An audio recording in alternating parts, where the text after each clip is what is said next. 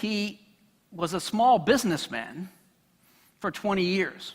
Now, if God sent his son for about 20 years, 18 to 20 years, to be a small businessman, then it must be valid to be in business, right?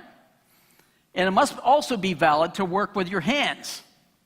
That's where the model of Jesus working with his hands is very different than other religious perspectives. That Jesus was able to work with his hands to create things around him.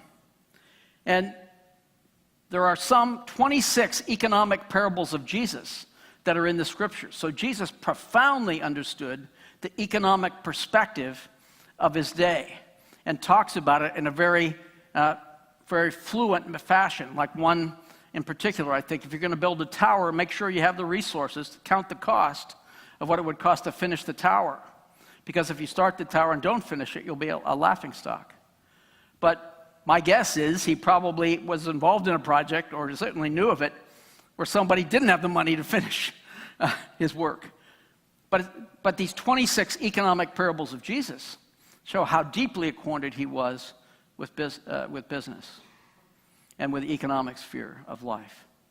But I think this idea that Jesus was a small businessman ought to have a radical resonance within our minds and within our hearts and give us a whole different perspective on things.